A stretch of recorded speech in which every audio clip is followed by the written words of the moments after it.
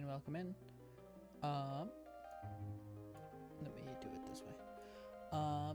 So as you can see with the title, I'm just gonna be talking about stuff today. I'm gonna treat this like a podcast, almost, because I kind of want to, just kind of talk about different topics without having anything else going on. I am going to stop the music while it's actually running for the sake of, if I decide to post it as a podcast anywhere, I don't have to worry about copyright or anything like that, because the song that I play for the opening is the save point music from Kirby Superstar.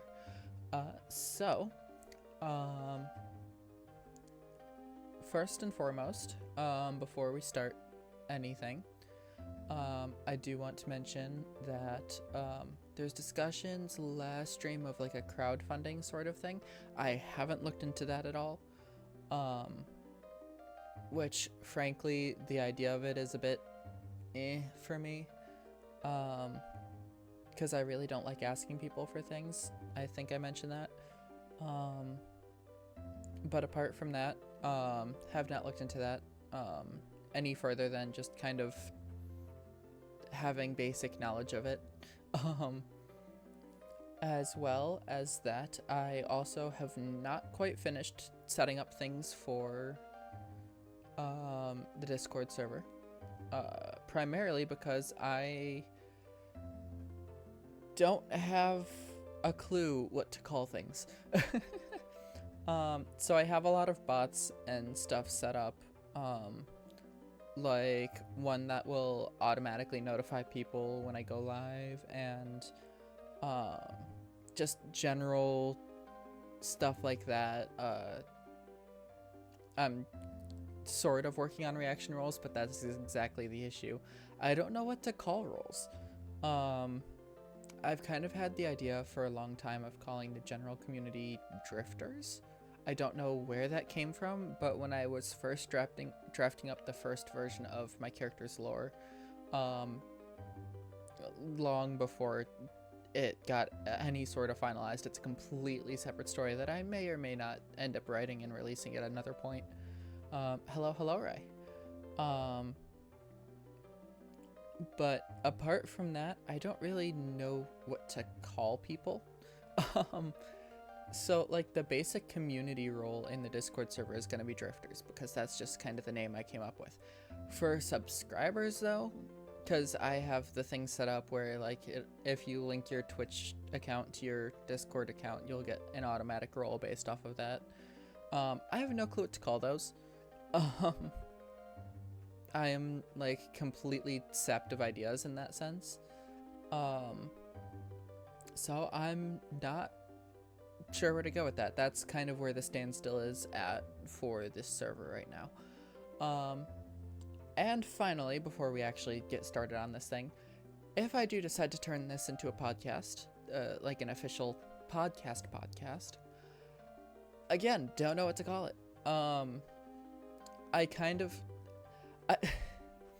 So I would call it the echo chamber, but that has such a negative connotation based off of its definition that I don't want to call it that, because that's not a great thing. But honestly, that's the only idea I have that is at all related to, well, my username and stuff like that. But I'm going to here stop the music, and with that get started on this podcast-esque sort of thing. For the sake of recording, if I do post this at some point in the future, today is September 14th. As for kind of the information that I have currently, as for what I'm going to talk about. So let's start off with, there's been a lot going on in the gaming industry in the past few days. the Unity engine is completely dying. It's essentially killing itself with its new rules. So, if you aren't aware of the situation, what Unity has decided to do is it will charge developers who make games using the Unity engine per install of the game. Now, what exactly that means is very unclear, because what counts as an install? Is it someone buying the game? Because that's a purchase, not an install. So people were slightly confused about all of that. And there are requirements for that. Like, I think it's for the non-pro users, you have to have 200,000 installs and $200,000 in revenue. Granted, that's a lot of money. However, in the scheme of things, there have been people who have calculated that just out of purchases, they would have to owe Unity upwards of like $3 million in a year worth of sales, which is absolutely insane. And so this was a whole thing. A lot of game developers were heavily against this, as they should be, because when you first get Unity, if you pay to release a game at all, which you need to pay for a license in order to officially release a game, there's a personal license that you get without paying, but there's a license, which means you're essentially paying them to say, hey, I agree to your terms, and I will follow these rules when I go and release the game. They are now retroactively changing that. So what's happening is a lot of game devs are saying like, hey, Unity, you need to change this, because I'm sure it's not legal. I am almost certain it's not legal to retroactively change essentially a contract. Because what would happen would be, come January 1st, 2024, if this does not get rolled back, any game that is out, period, if it gets installed, it will charge the developer. That's it. There is no, like, I want to opt out of this and will not use Unity in the future. There is no, I don't want to be a part of this. I'm going to, like, the only way that they can stop from getting charged is if they don't meet the sales, or they completely remove their game off the market, which is what developers have started doing. Specifically, one that I know of off the top of my head, Cult of the Lamb, which I think won 2017, I think it was 2017, but they won an award on Steam for I think Player's Choice in Games. They said if this does not get rolled back, they are taking their game off of Steam. They are taking their game off of markets because it's made in Unity. And the developer doesn't have the extra money to pay Unity for all of those installs. So people were asking exactly what an install meant. And someone working at Unity clarified it. And they clarified it, well, clearly. They said an install is whenever the package of the game gets unpacked onto a computer. That means if you delete your game off of your PC and reinstall the game, that is a separate charge from the first one, which is insane. Not only that, pirated copies of games also count towards the installation count because the package is getting unloaded onto a computer. Now, granted, Unity has said since then that they will, quote unquote, work with developers for fraudulent cases of installs. But that leaves it, one, the developer has to know that it's being installed like apart from being bought. 2, they have to separate it out from a reinstall. And 3, they have to then quote unquote work with Unity to get the money back for that install. So it's a pay first, argue later scenario. And even then, Unity can just say, well, it doesn't quite look like it's a pirated copy, so we're just going to keep it how it is. Absolutely ridiculous.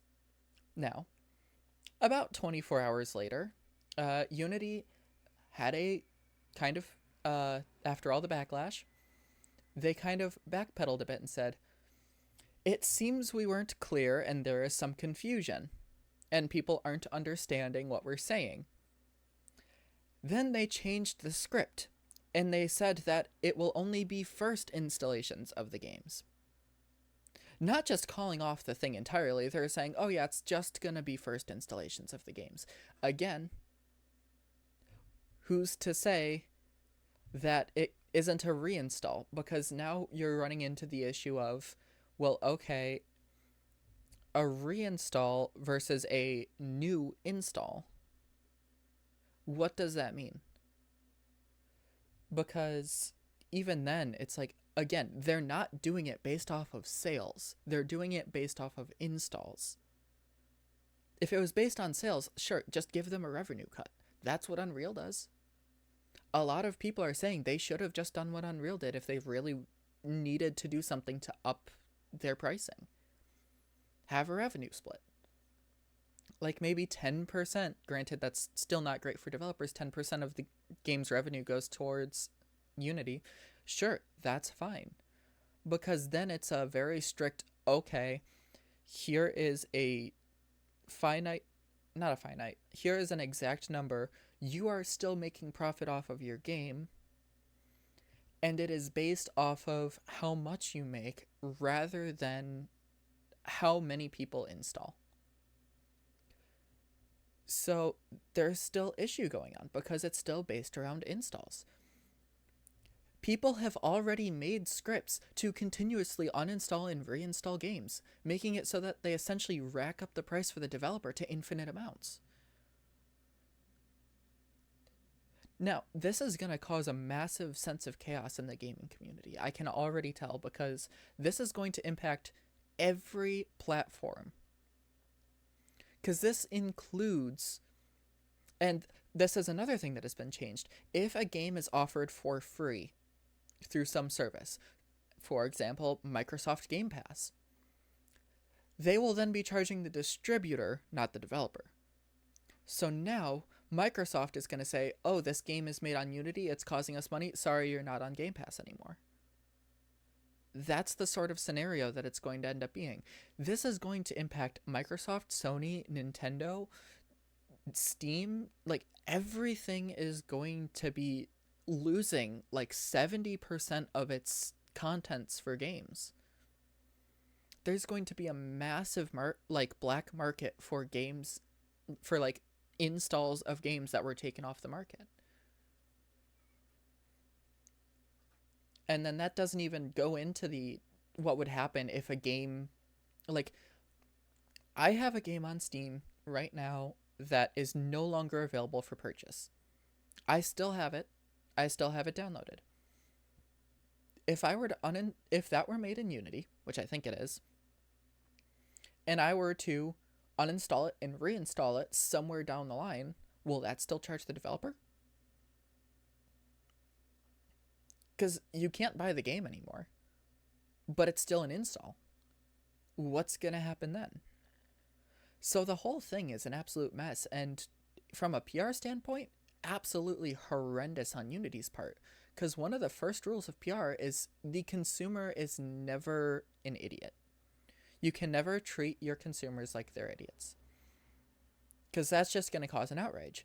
That's exactly what Unity is doing. With that backpedal, instead of saying, we made a mistake, we're going to clarify the mistake, we're saying we're going to clarify it because you guys are confused on what we're saying. So that is an absolute mess.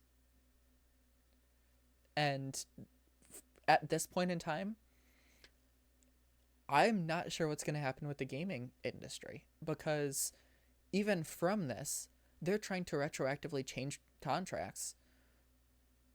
In the future, who in their right mind would be willing to go into like development with a game in Unity in case they pull this sort of stuff again? There are plenty of other options for like game engines that you can run on, i.e. Unreal Engine. Like, I think Godot is what it's called for 2D. Like, the entire thing, Unity is syncing itself.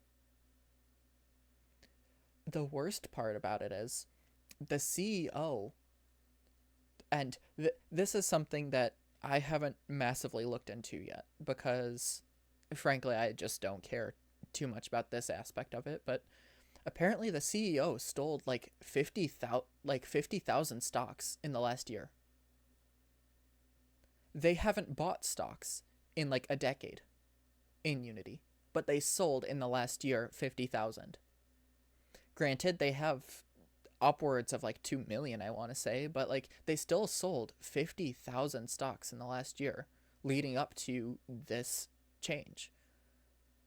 So a lot of people are thinking that he might get looked into for like insider trading because obviously he knew about it. And this is another example of companies not caring about their consumers. They're going through with all this sort of stuff to appease the general market because Unity has been down on profit. They've lost money. So of course they're going to want to increase prices so that they can essentially get out of losing money. But doing this is completely killing it. And it really shows that they didn't do any sort of market research on the decision. It was just an executive decision to be like, hey, we should do this because it will increase our revenue for games. On top of that, it must have been like a 2 to 3 person decision because if you ran this idea through a board, there's no way that it would be a unanimous enough decision to allow it to happen so quickly without any sort of compromise. But that is a very recent thing that is still going through the motions before it actually starts, so we can't say for sure exactly what's going to happen. But the fact that so many massive games are going to be taking down their games because of this means that some of the largest games, because both of the Ori games, Ori and the Blind Forest and Ori and the Will of Wisps, are both Unity. Cult of the Lamb is Unity. Heck, even if you want to get into mobile, Five Nights at Freddy's AR Special Delivery, that's Unity. Pokemon Go is Unity. So many massive titles are made in Unity that, frankly, will likely take their games off the market. Because who in their right mind would be willing to spend all of that money for free games? Because the FNAF AR and Pokemon Go are both free. Those are money losses to the company now. It's not we're going to pay for this engine like a subscription fee or whatever. I don't know exactly how it works. I haven't looked into game design in a long time. And release this game for free with microtransactions. Now it's, hey, we need to spend this money to get the engine to make the game, put it up for free with microtransactions, and now pay for every install of the game? Actually, I'm going to check to see how many installs Pokemon Go has at the moment.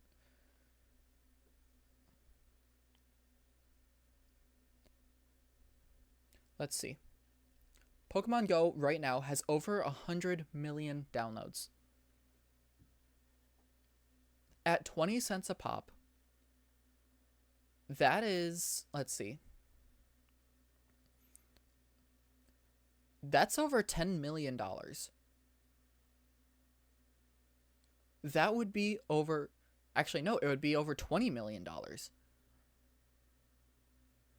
for a single game.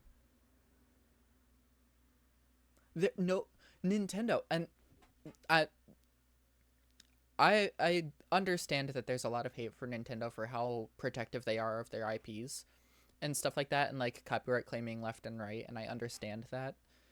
Um, I will also say Japan, in the sense of copyright, is a lot stricter than Western audiences or Western companies, I should say. But Nintendo, I can almost guarantee, is not going to allow for $20 million lost for a free-to-play game. Because why would they? That's $20 million in losses. It's absolutely absurd.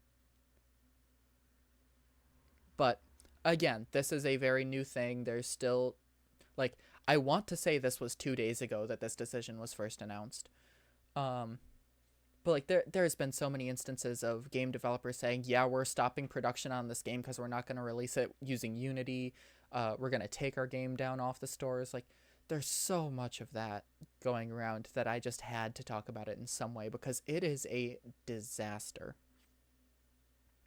But moving on to something a bit more lighthearted, this morning was the Nintendo Direct, and there is a lot going on with that.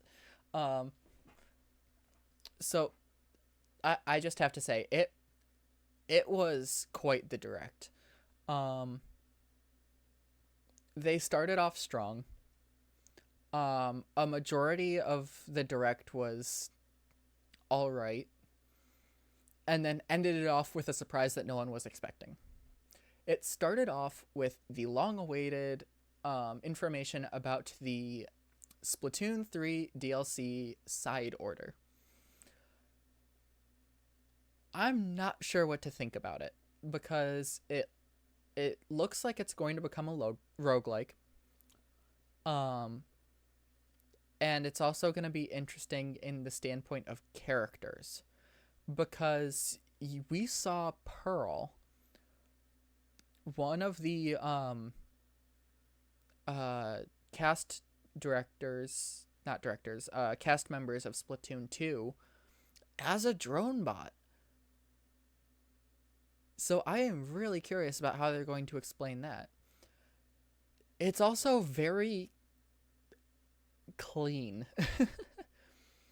It's so just overly clean and white and organized. It is sickeningly bright. But it looks like it's going to be interesting. They didn't give too much. But that definitely looks like it's going to be an interesting DLC. Speaking of DLC, kind of a side note. Yeah, exactly. It's the vibe of Order. Again, I don't like it. That's why I voted for Chaos at the end of Splatoon 2. Despite the fact that I am a lesser Chaos Gremlin, I am still a Chaos Gremlin nonetheless. I would rather see what is Splatville. Splatville? Is that what it's called? I don't remember. But I would rather see what we have in Splatoon 3 than what we're getting in the side order DLC. Because I would not be able to look at that for too long. There's just not enough going on. Splatsville. Yeah, that seems right. It's the main location, like outside the lobby in Splatoon 3. But yeah, side note from that, the Pokemon DLC came out yesterday. The first part of it anyway, the Teal Mask. I played through the entire thing. It was fun. The story was decent. Character growth and decay was all right. Gosh, my eyes are freaking out. There are two specific characters that you meet. And and without spoiling it at all, because it did just come out yesterday, one of the characters starts out a bitch, kind of stays a bitch, but you learn to grow, or they learn to grow on you. No, that, you get what I mean. They kind of grow on you over time. As for their motivation for stuff, the other character is a really sweet bean, and then they become a bitch. Like, I'm sorry. Like, that character just, I don't like it. I went through the first like half of the DLC being like, oh, we have to protect this sweet bean, and then like at the end I'm just like, you really like don't get how life works, do you? But no, it was a fun DLC. Was really interesting to kind of go through. I will say, playing through the DLC with a level 100 Mew and a level 100 Mewtwo, kind of, they don't ruin the DLC, but it kind of made it easy. I mean, the highest level Pokemon I want to say that I saw was level 70. Which, granted, that's still high level for Pokemon, because thinking about it, because I played very few actual Pokemon games. I've played, I started playing consistently since X, which I want to say is 7th gen. Then I played Moon. I didn't play Sword and Shield, and then I played Scarlet Violet. But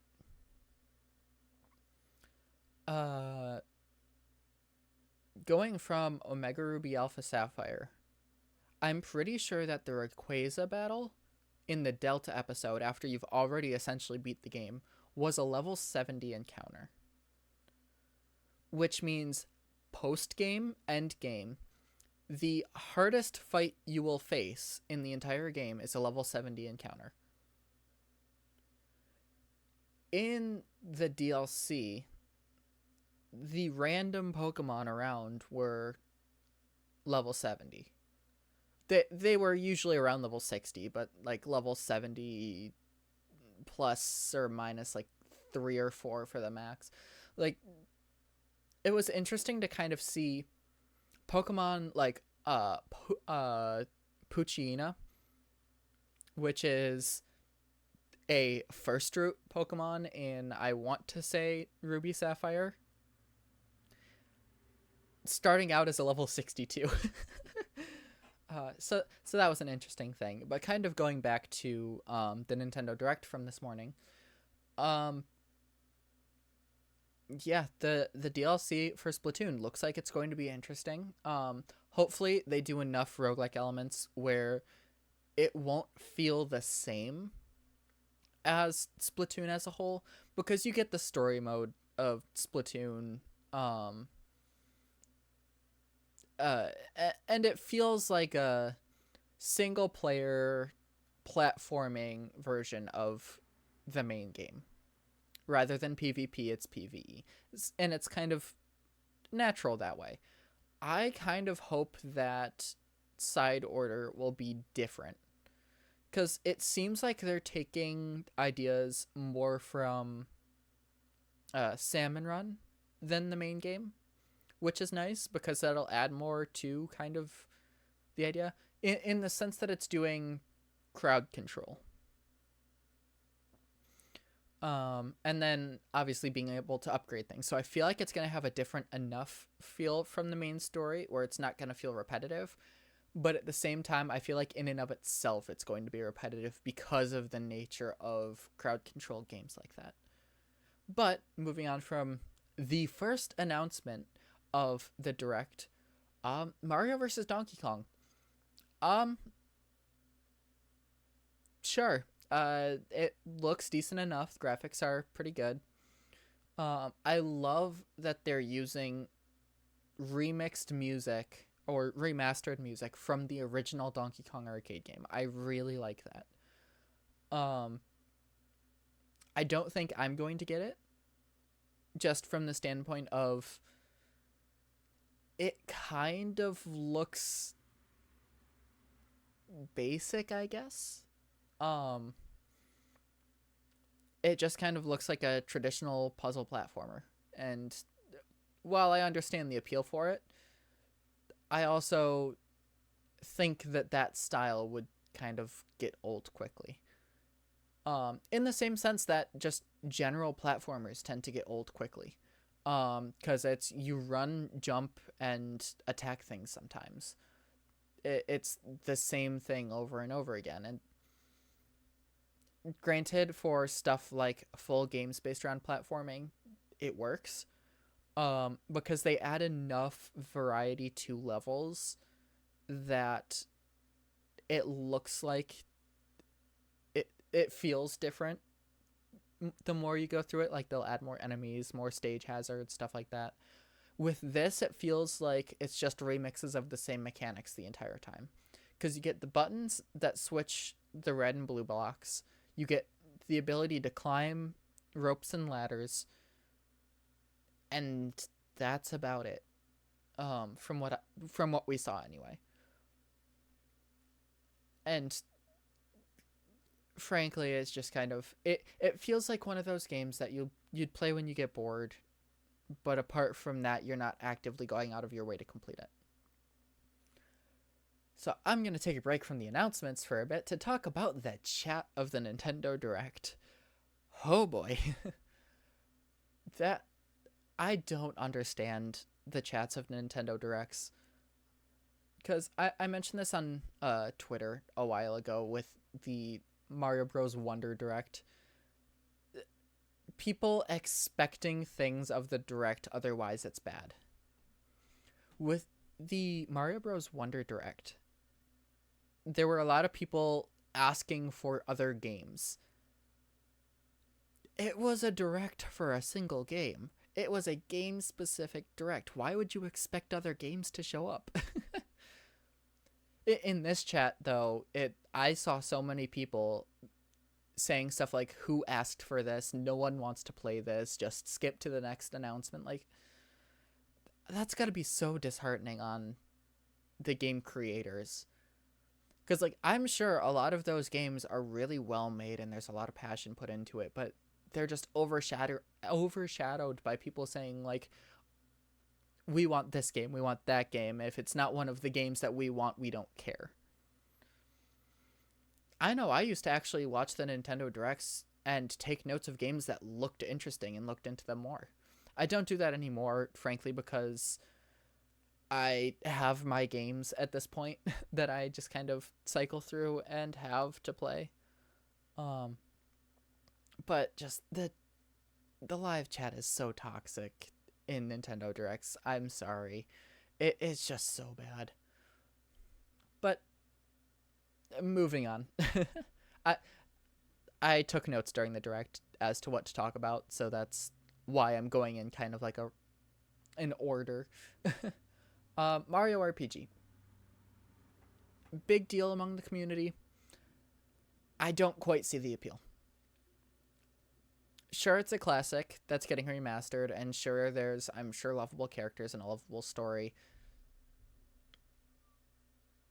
I feel like it's an overhype. Because, essentially, if it's a game that came out, I don't know, in the 90s? It feels like the 90s is too old for that game. I don't know exactly when it came out. But for a game that old, and from a game standpoint, it is an old game. From a game that old, it feels more like the game will be out for the nostalgic factor, not the story factor. 'Cause you really can't tell that great of a story in older games. Granted, you can still have great stories in older games, don't get me wrong. But their limits are a lot higher. or a lot lower, I should say. There's less stuff you can do. So I feel like it's just an overhyped game. I don't necessarily see the appeal in it, although I'm not necessarily an RPG guy.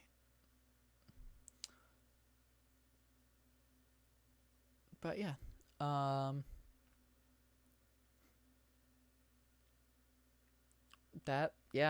I don't really have much to say about RPG. I never played the original, so I can't say for sure, but I don't know, it's not something that necessarily appeals to me. Princess Peach Showtime. Graphics looks decent. Story kind of seems although granted, for Nintendo, storylines are kind of normal unless you're going for something like Zelda or even Kirby at this point. Jeez. But like Mario games never really have much of a deep story to them. But it's kind of difficult to say because we've only seen the one announcement for it. It seems a bit all over the place. It seems like what they're trying to do is they're trying to make a game for everyone, where there's something for everyone to love in this game. Because, like, in some sections you get a sword, other sections you're using kung fu. Like, it feels like they couldn't decide on a mechanic and just said, screw it, throw them all in. So that's kind of... don't think I'll get it for that kind of reason. It feels like it's going to be too oversaturated with mechanics and not enough thought put into it. Detective Pikachu, never played the original. Seems like a decent game. Again, probably won't get it, but that's more so because, like, I don't know, detective games aren't really my style. So there's that. Trombone Champ coming to the Switch. That is a riot. I was not expecting that to come out of a Nintendo Direct, honestly. I will say it's really cool, the controls that they have for it. They use motion controls to, well, allow you to go up or down like a Wiimote, essentially, would be able to do. Or essentially you can play it like an actual trombone with the ability to have like proximity on one side. You can actually kind of play it like a trombone. Yeah, completely out of left field, especially because I want to say that the announcements that I was in the middle of were all like serious, dark looking games, and all of a sudden, Trombone Champ. And 4-player mode? That's absolute chaos. Hold on. I have the Nintendo Direct up that I'm gonna kind of quickly run through to find it. There's Princess Peach Showtime.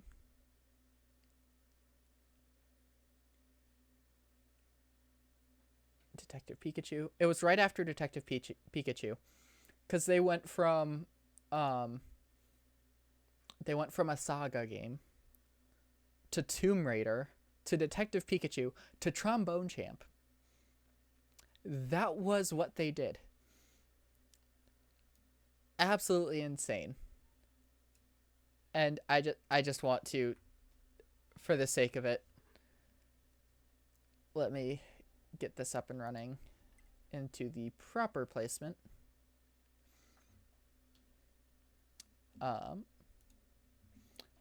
Because I want to. We are going to listen to the chaos that is 4-player Trombone Champ. Songs spanning various genres, from classical to electronica and everything in between. Plus, up to 4 musicians can band together in local multiplayer. Trombone Champ slides onto Nintendo Switch later today.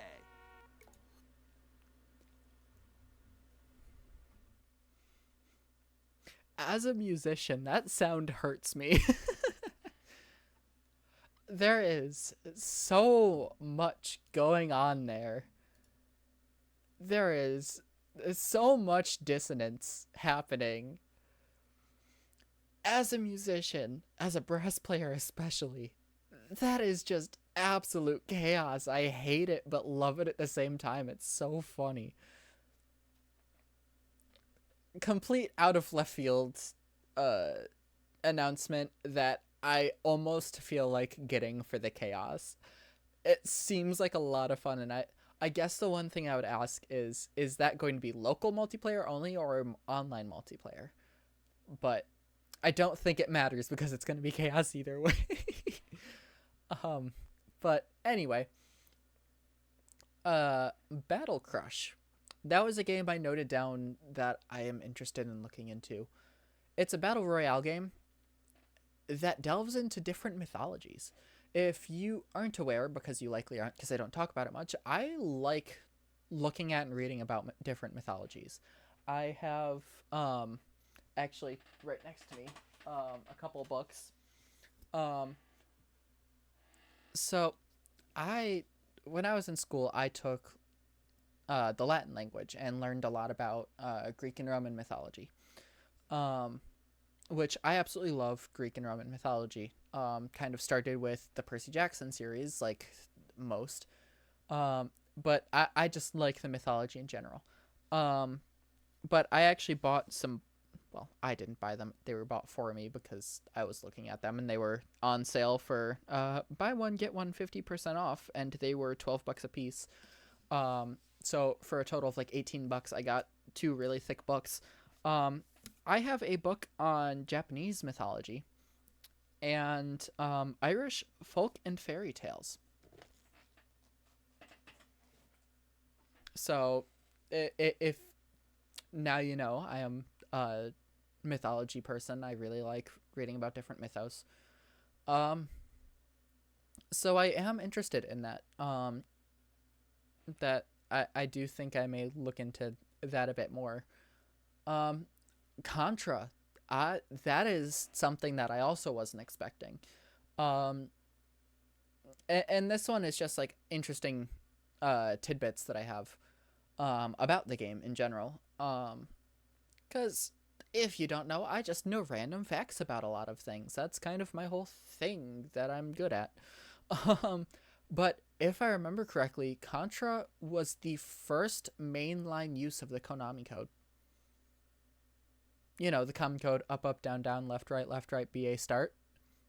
That Konami code. The original Contra, I'm pretty sure, was the first mainline use of it. Or at least it was the one that made it popular.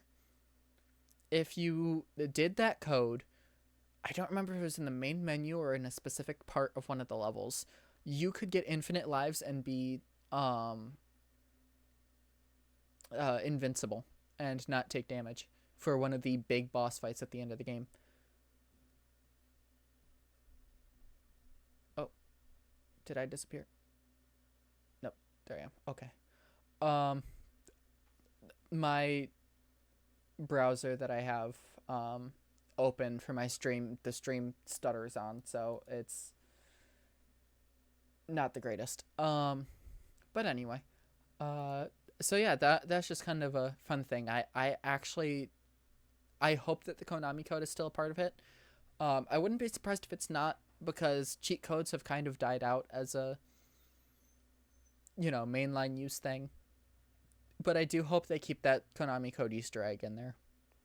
That would be really in tune with kind of, you know, gaming history and stuff like that. Speaking of gaming history, I'm going to skip a note here. The Nintendo Museum. I actually kind of want to check it out. It's still in construction, they said. And it's in Japan. Where was it?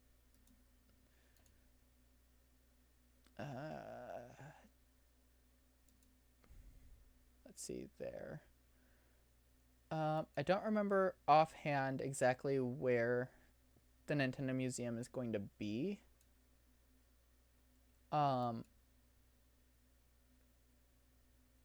But yeah, no, it doesn't necessarily say. I would have to listen to it, but I am actually interested in visiting that because I grew up with Nintendo games. Obviously, I still play a lot of Nintendo games. It's kind of my thing.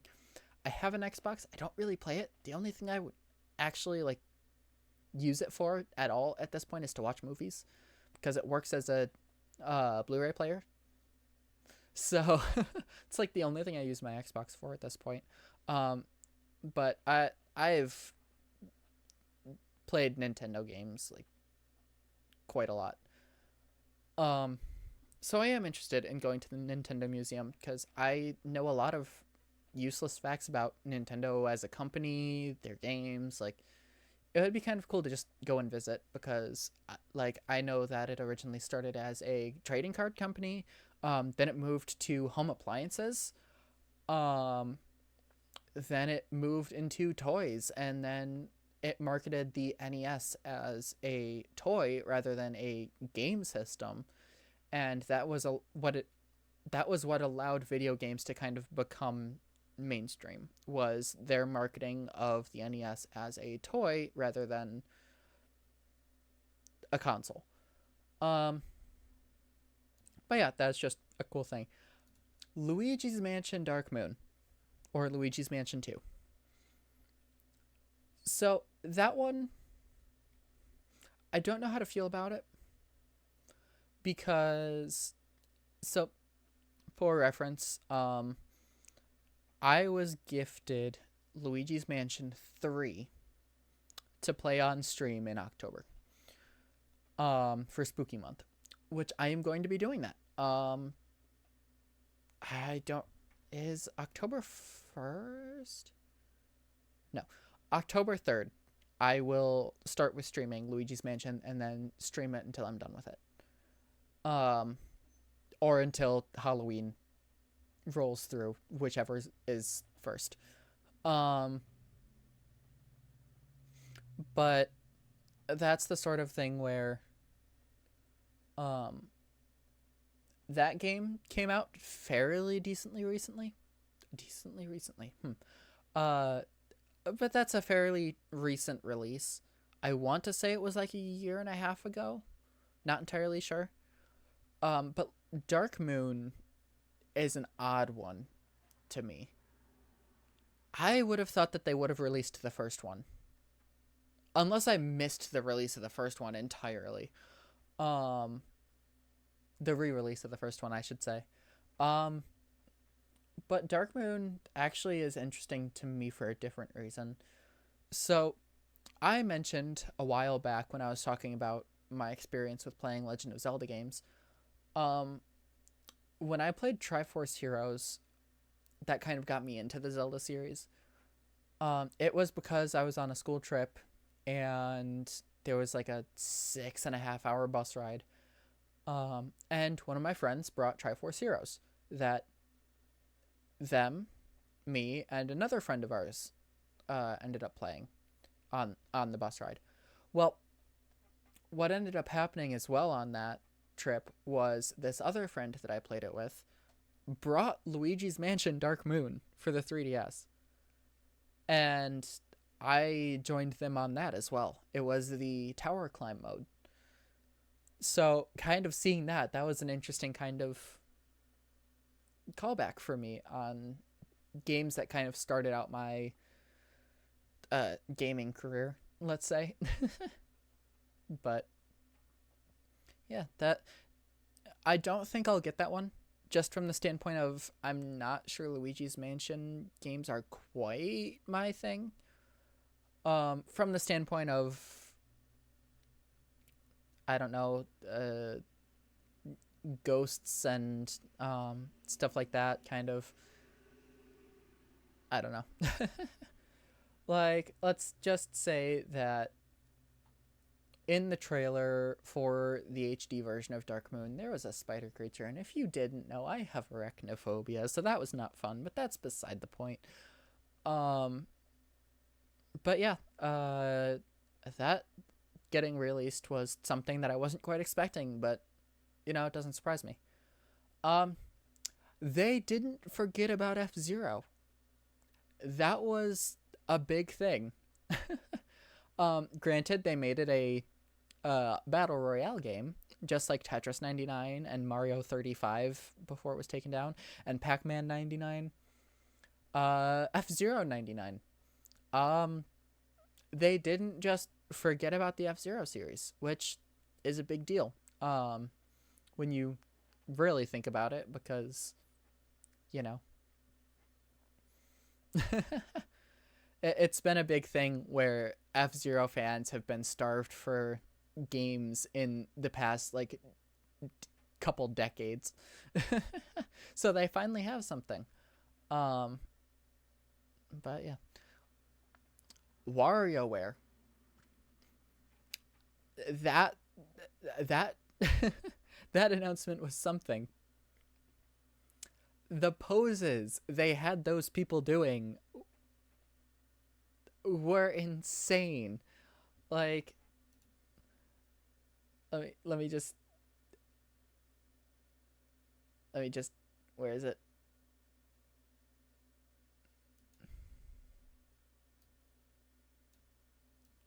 Come on.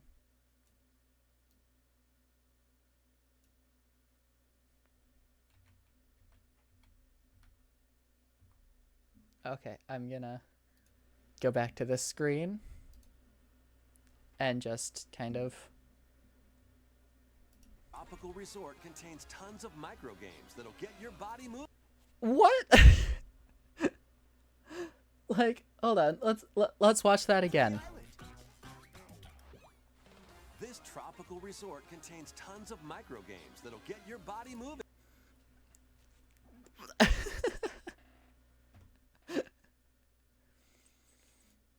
I don't know. I saw that and immediately put it down because I just thought that pose was just way too funny to leave out. But moving on to our last couple notes. Mario Kart 8 Deluxe DLC. They finally showed off the remaining characters. Although granted, I was not expecting this many. Frankly, in the roster right now in the game, there is one question mark slot left. So and I'm sure a lot of people, thought it was just going to be one single racer that they brought back. Nope, they mentioned 4. Diddy Kong, Funky Kong, which that one I was kind of expecting because that was a long running one in the Wii version. That's like the main one that gets used for competition. Pauline and Peachette. Although I will say one of the interesting things is they didn't really show any courses. The only one they showed was Daisy Circuit from the Wii, which I think will add to the hype of the DLC release because we know what characters we got. The characters that won't make a difference on gameplay really. Because they're gonna have the same weight classes as any of the other characters. But we only know one of the 8 courses from the DLC. That's a big deal. Like, with the rest of them, we knew all the courses going into the DLC, but they have not announced more than one of the 8. So I wonder if it's going to be like they're gonna surprise us on release, or if they're gonna tell us later down the line. When they actually decide the courses, maybe. I don't know. I'm hoping for Toad's Factory and DS Airship Fortress. Those are the 2 that I'm hoping for to show up, because then the roster of all the courses that kind of were my favorites in titles that I played growing up would then be in this. Because that would be Mushroom Gorge, Toad's Factory, DS Airship Fortress, Koopa Cape, and something else. There was another one in there. I don't remember, but it doesn't matter. But like those two courses, if they were in this cup, that would be really cool. Although what I really hope happens, those two courses are a part of the first of the two Grand Prix. You know, because it's two Grand Prix that they release at once. With one of them, with like usually two new courses and the rest are remakes. I hope what they do is they have Daisy Circuit, DS Airship Fortress, and Toad's Factory, and then maybe one new one in the first Grand Prix. And then the second Grand Prix, what I hope they do is Rainbow Roads. Entirely made up of Rainbow Roads. Because right now they have the SNES, they have the GBA, which is Double Dash, they have the 3DS, and they have the Mario Kart 8 Rainbow Road. Oh, did I say 3DS? I think I said it. What I want them to do for the last Grand Prix, I want them to add the Mario Kart DS Rainbow Road, the Wii Rainbow Road, and a new Rainbow Road. Maybe two new Rainbow Roads. I want the last Grand Prix to be entirely Rainbow Roads. I think that would be awesome and a great send-off. But, you know, I doubt that's going to happen because they're only missing the two Rainbow Roads. I don't think I'm missing any.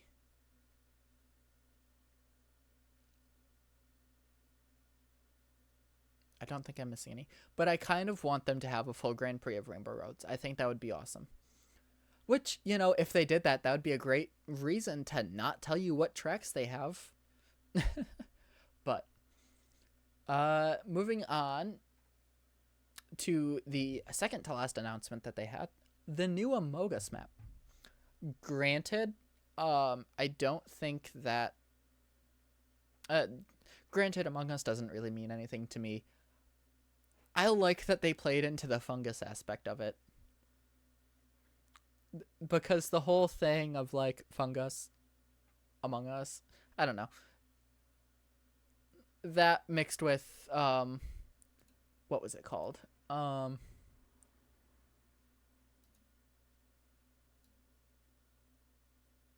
What was the map called? It was... Nope. Do, do, do, do, do.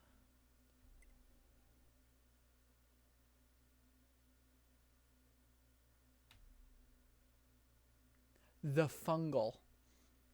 It was called The Fungal.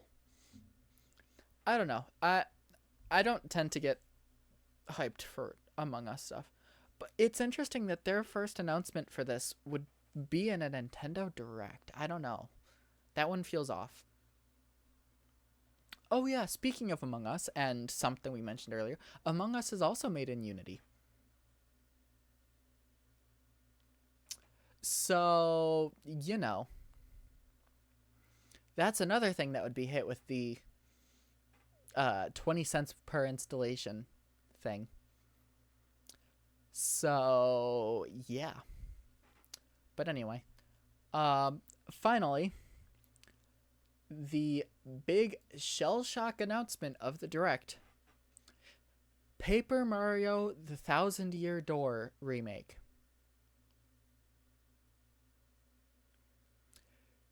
From what I've seen, I have never played a Paper Mario game. In fact, the only RPG style Mario game that I've ever played was Bowser's Inside Story, and that was a Mario and Luigi game.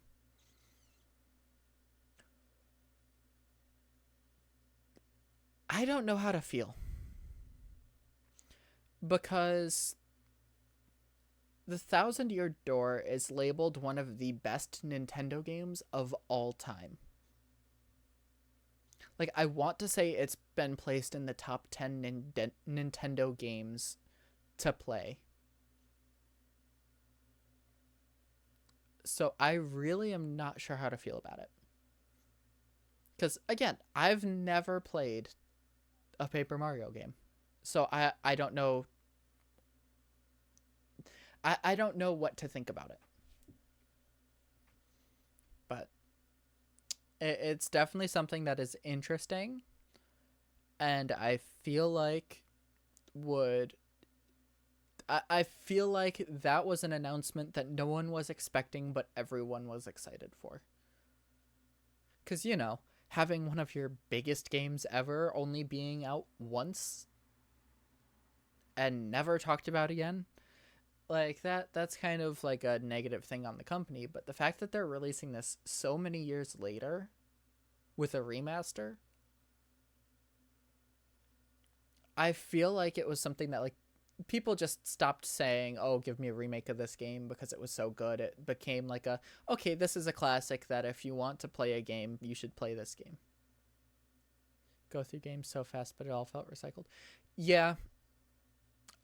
I will say this direct was filled entirely of either remasters or DLCs, essentially. So it did kind of feel like there's nothing new going on. Like, I don't feel like a direct is going to be labeled as an amazing direct unless the big announcement at the end is something dramatic. Yeah, Switch 2, I feel like there was a thing going on that I don't remember which convention it was, but they were just testing it in a behind the scenes sort of thing. They were just now testing it, which means I don't think we'll get an announcement until things are finalized with it, which could be another year or so. Which, granted, saying as big games are still coming out in spring of 2024, I feel like we won't get an announcement until at least summer of 2024, and even then, a release until probably the year after. Which, granted, that's not necessarily a bad thing. Because one of the things that Nintendo, and I say Nintendo because I'm not gonna list sub-companies of Nintendo into this, but Nintendo itself likes to put out complete and well-made products, i.e. Tears of the Kingdom. That was delayed for 2 years? And even with that, it was an entire year of testing just to make sure it turned out good. Like, that's one of those things about Nintendo that I feel like is better than most other companies, is that Nintendo likes to push out complete and well-made games from the get-go. Granted, you're not going to fix everything right off the bat. That's why hotfixes are a thing, because you can test as much as you want. You're not going to find all of the glitches and stuff that are in a game until you release it to hundreds of thousands of people at once. And I said I wasn't going to put sub-companies under it. Pokemon. Because there are instances of games being rushed too much. And I will say that it's one of those things that, like, there's pluses and minuses to it. There's goods and bads. Good thing is you get a game quickly after announcement. Bad thing, not necessarily well thought of. I will say, all of the times that there has been an announcement of a game multiple years prior to the game's release, and delays have been part of the game's release schedule, most of the time the game turns out to be phenomenal. Tears of the Kingdom being one example from Nintendo. From Sega, you got Sonic Frontiers. That, I want to say, it was delayed for a year. I think it was meant to come out towards the end of 2021, and it wasn't released until the end of 2022. Like, that turned out to be an absolutely phenomenal game. Granted, no game is going to be perfect. It's just not possible for a game to be perfect. It's always going to have to lack in something. Which is unfortunate, because you can have an amazing game with an amazing story and amazing gameplay, but there's always going to be something people are going to find fault with, and that's just kind of the nature of society as a whole. But generally, games that get released late tend to be better than games that get rushed. There are bad examples of this. And by bad examples, I mean examples where it doesn't quite match up properly. Cyberpunk being the main one. But generally, I am hoping that the same thing happens with the Switch 2, where they're holding off to announce it because they want to make sure that it is ready to launch by the time they announce it. Because if it's ready to launch by the time they announce it, they can then put a set date when it will be out, and then they have a set amount of time to then test the product before it gets sent out to the larger public. That is my thought on it anyway. I will say I got one of the first edition Switches, so I have had this thing for 6.5 years, roughly. I have the bad kickstand and the bad battery life. So, I am hoping that, because even with the Switch, like, I don't know how much of a lead up there was to the Switch, because that was before I started watching directs on the regular. But I feel like the Switch was one of those things where they didn't hold out long enough to really test it thoroughly, just from the feel of it. Because with the drift and the poor battery life in the first edition and the kickstand falling off constantly, there was a lot of quality of life things that should have been apparent if there was enough testing done. So I'm hoping that they learned from that and are changing that with the new Switch 2. Or whatever they're doing. Now, kind of moving on from the Direct, I don't really have any other notes for what I wanted to talk about today. But like I was saying earlier, with Directs kind of not being seen as good Directs unless something big happens, I feel like ever since the Smash Bros. Ultimate announcement initially, I feel like people hold Directs up to a higher standard than they should be. Because before that, the Directs were kind of like the newsletter of, oh, here's all the kind of games that are coming out, but all of the big announcements were always done at E3 before that died. But since Nintendo announced Smash Ultimate, a massive game, just in a random Direct, I feel like that flocked people to the Directs, expecting something of that caliber every time. Which isn't going to be the case. There are going to be lulls in new, exciting games. That's just the nature of the industry. You can't make a massive game and then immediately make a massive one like 3 months later. Because then you run into the issue of games being rushed out. But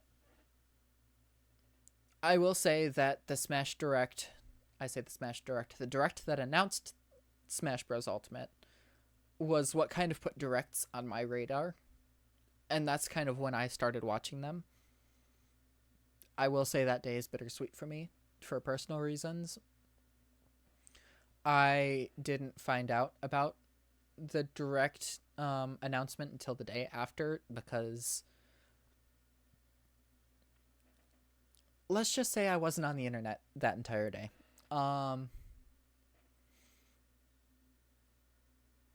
But yeah, the direct it wasn't bad. It was mediocre. Um, I do hope that for the next direct they have some sort of big announcement that isn't just DLC or a remake of a game. Granted, I'm pretty sure, if I remember correctly, they said that they weren't going to do DLC for Tears of the Kingdom. But it's the sort of thing where if they had a big announcement of a content update, where it was essentially free DLC, just updated into the game, I feel like that would be worthy of kind of being the quote-unquote big announcement. I honestly feel like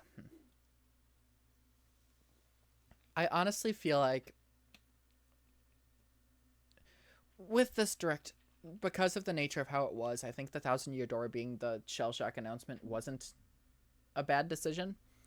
I think it was one of those, like, they tried to throw something out there that people wouldn't expect. But in terms of just, hype for something, I feel like they should have put the Splatoon DLC at the end and done something more with it. Granted, we still got quite a bit, but I don't think we got enough to really sell the DLC quite yet. Because all we saw was the inside of one level and kind of the new UI and environment. We didn't really get to see much in terms of what the game mode is actually going to be. But that's not really something for us as viewers to decide. That is up for Nintendo to decide.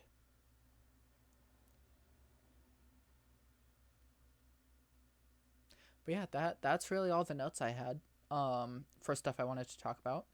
So, kind of on a separate, completely wild note, I've been going back and playing some old games recently that I kind of have floating around. And so I obviously, like last week, started playing Animal Crossing New Horizons again. Because I've been watching, and I will name drop here, I've been watching Philboat, and kind of their Animal Crossing videos along with Kirby videos and whatnot, because at this point, Kirby is my absolute favorite Nintendo series. Just gonna outright say it. I was secretly hoping for some Kirby news in the Direct, but again, not really my decision. And we just got Forgotten Land. Was that a couple of years ago already? When did that come out? Kirby and the Forgotten Land. It came out 2022. So March of 2022. So it's been about a year and a half. Which, again, I'm pretty sure Star Allies was, I want to say it was 2018. And then we also just had recently Return to Dreamland Deluxe, which obviously is a remake of a Kirby game. But I was kind of hoping for some new content.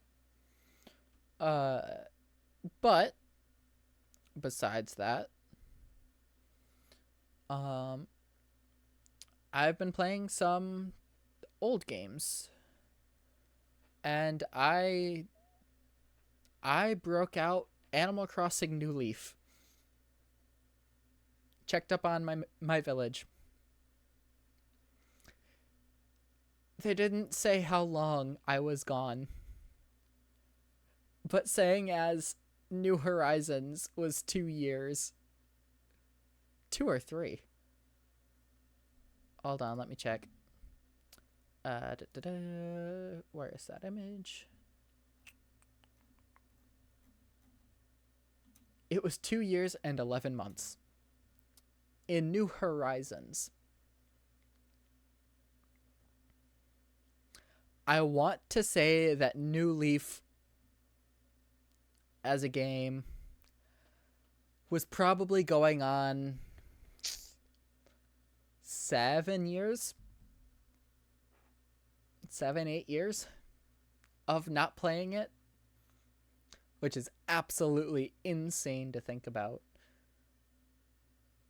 But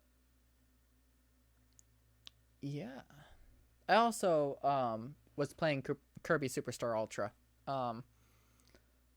Played through Spring Breeze and Dynablade. Started out Great Cave Offensive.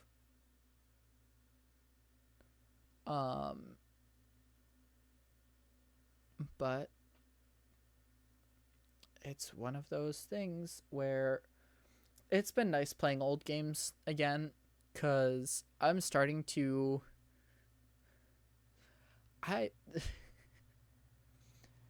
playing games now that I struggled with as a kid, just the funniest thing in the world to me.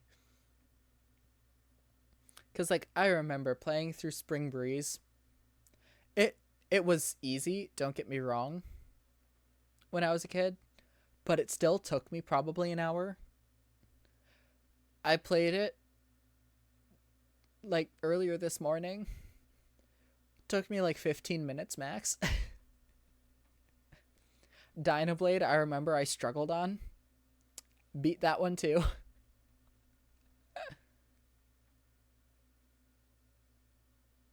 So, I like playing those sorts of games where it's like, as a kid you struggled with it, and then you play it again as an adult and you're like, why did I struggle on this?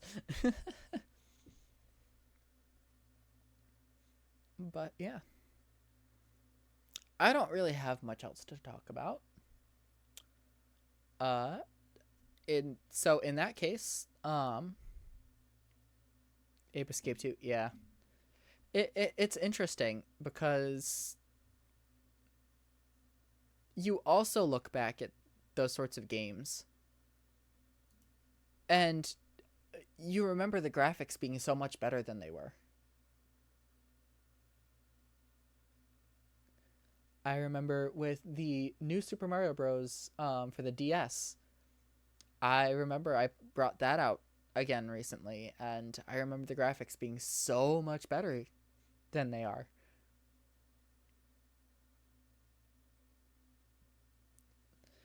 But speaking of Mario,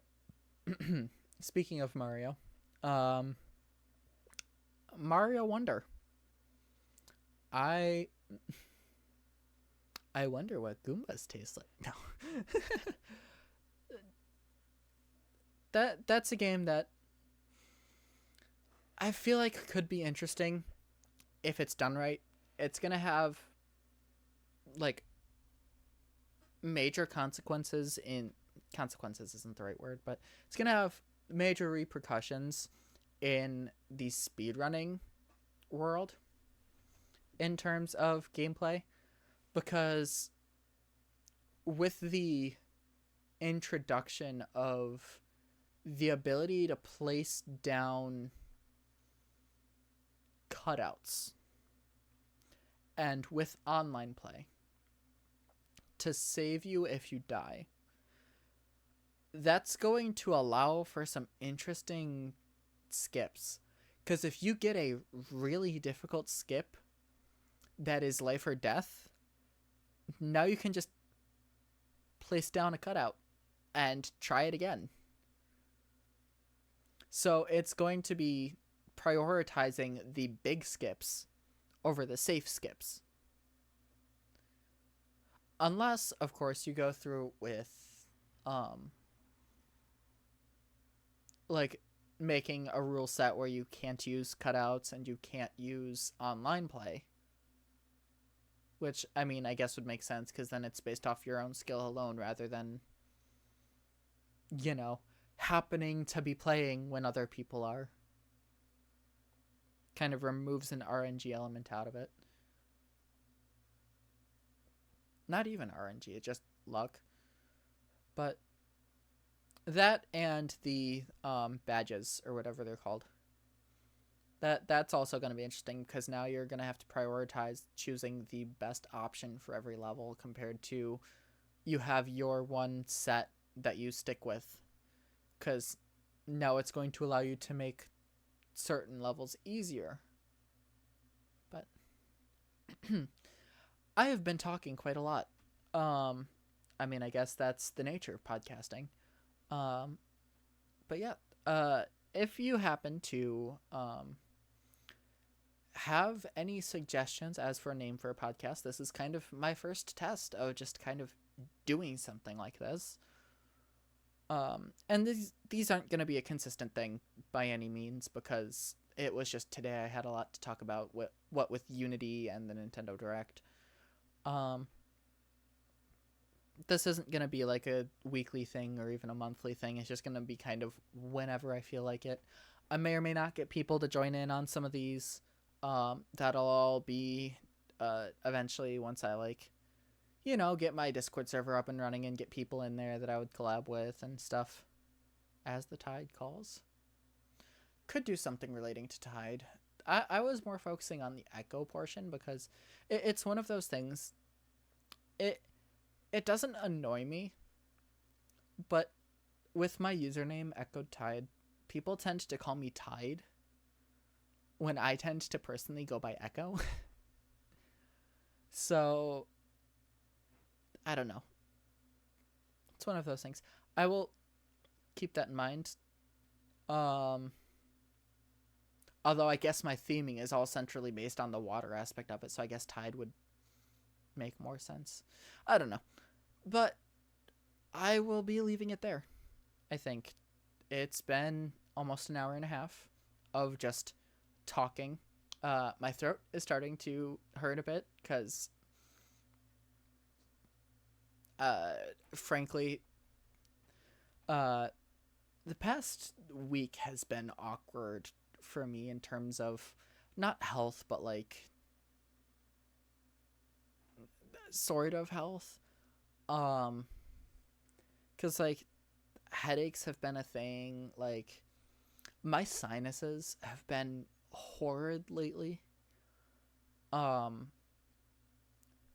It's also been really dry, so my throat kind of dries out really easily. So there's just been a lot of stuff like that that's been playing into things. Although luckily it cooled down a lot more today than it has been for the past month. So yeah, it all seems taken care of. So when it gets too dry, I feel yeah, it's horrible, and it's only kind of gotten worse as the years go by. Cause I will say it was bad when I was on campus a few years ago. I used to get to the point where my nose would suddenly bleed, and I would bleed through a stack of 7 tissues. My nosebleeds would be that bad. And it would happen almost daily. Yeah, it was... Whew. So at this point, I wouldn't be surprised if I just have sensitive sinuses. And with the weather changing and stuff like that, it wouldn't surprise me if that's causing my sinus headaches and stuff like that.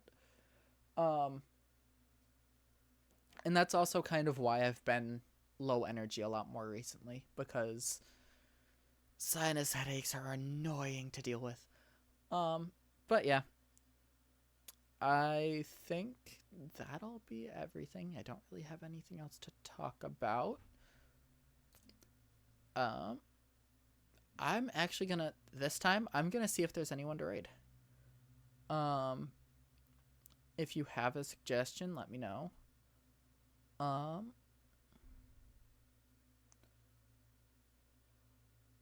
Mostly because oh yeah, this is another thing I did kind of want to talk about.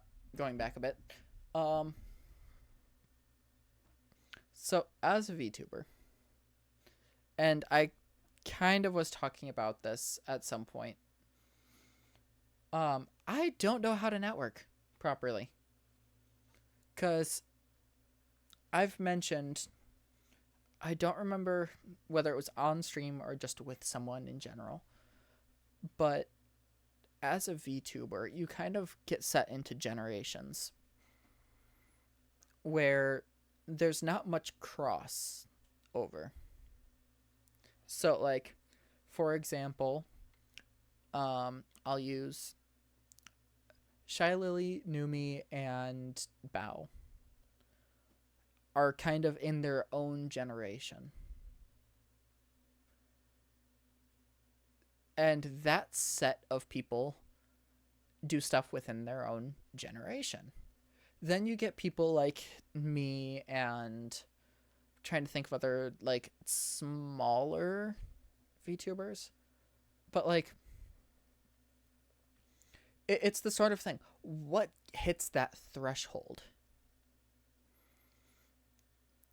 Because, like, if I were to suddenly... okay, yeah, go ahead and throw it in the chat. I will go ahead and look into that. Once I'm done here, of course.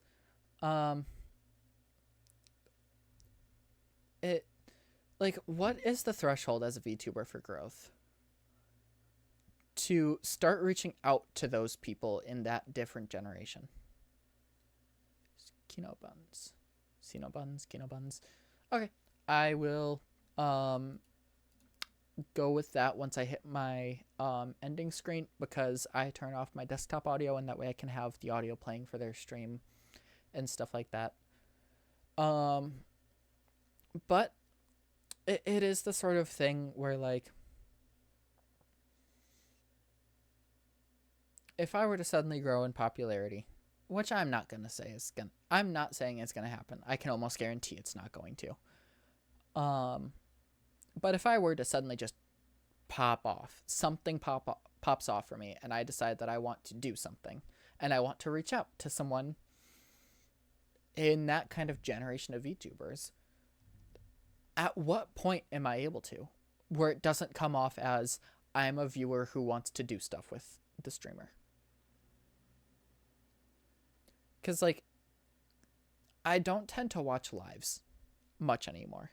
Just because timing, time zones, whatever, it's annoying, but it exists. I don't tend to watch live streams as much as I used to. But I like to watch clips and VODs. So, let's just say, for example, I wanted to collab with Shy Lily. And I say Shy Lily because I think she's the one that I watch the most in terms of indie VTubers. If I were to want to collab with her at one point, at what point does it become collabing as VTubers compared to I'm someone who has a small channel and I'm reaching out to someone with a big channel so that way I get noticed? Like, where is that line? Because when you think of, like, Bao, Numi, and like Shy Lily and stuff like that, they're all within that same quote-unquote gen. They all have roughly the same size. So when they collab together, you don't see one as the more popular over the other. And I will say, the interesting side of this that I've seen is Fillion. I don't know what sparked her growth to join in with stuff like that. Because I heard about her when she did something with Chris Quits Reality as a VR chat streamer. I don't know at what point she made the jump from that to being able to collab with people like Project Melody and Shy Lily on a regular basis. I really don't know. It's insane. There's a bug. I did not mean to hit my mic. I am so sorry for that spike. But like I don't know. It's absolutely insane to think about, because like as much as I would love to collab with these sorts of people,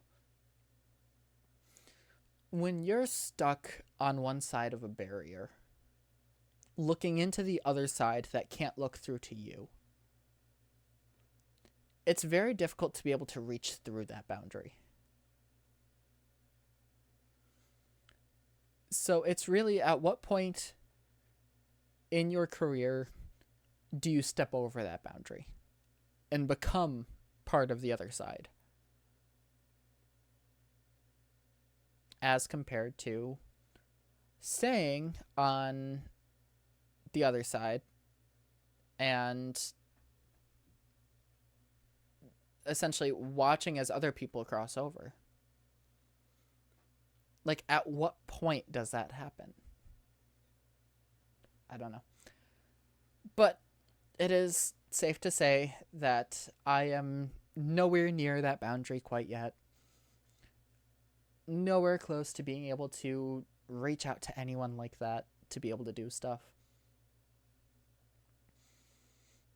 Although, who knows, maybe one day an opportunity would show itself to me. Who knows? But for now, I have what I have, and I will keep doing this as long as I am able, because I do enjoy just kind of talking and, you know, being able to,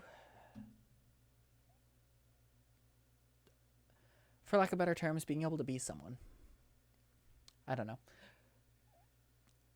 I have more to talk about, but I'm going to call it for today. I think maybe on Tuesday or even tomorrow if I feel like it. Yeah. Yeah, exactly.